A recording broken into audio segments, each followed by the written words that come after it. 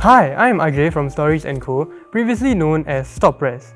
Today, joining us for a very interesting conversation, we have our very own Principal and CEO, Mr. Peter Lam.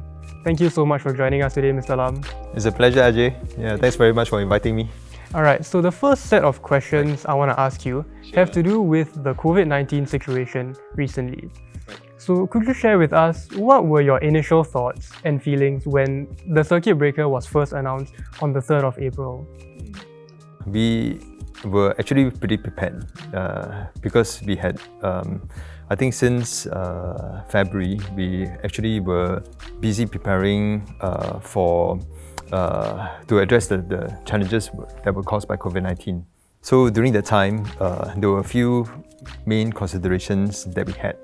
The first one was really about the safety and well-being of our students and our staff.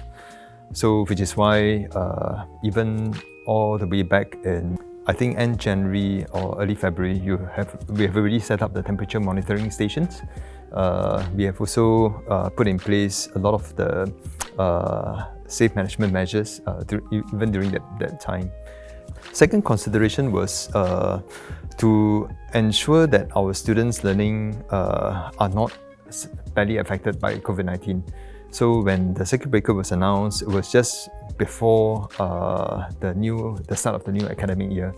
So at the time, even before that, we have already decided that all the lectures in the new semester are supposed to go fully online.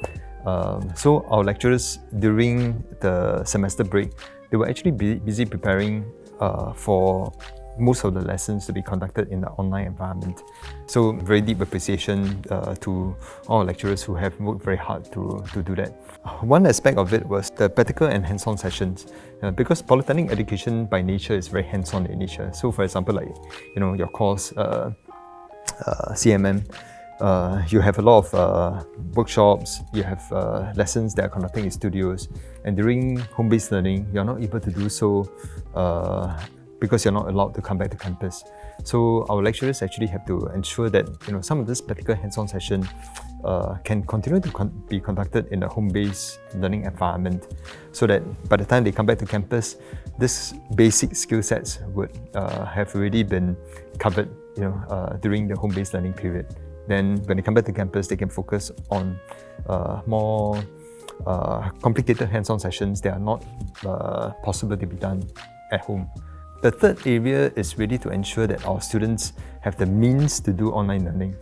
Even though we have implemented the initiative for students to have their own devices, some of our students still would have challenges accessing online content because they don't have, especially the freshmen, because during the period of circuit breaker, laptops were not coming into Singapore because of the disruptions in supply chain.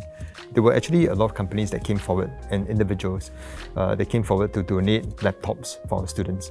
And internally within TP, we also convert some of our laptops, spare laptops, that are used for staff to be used by students.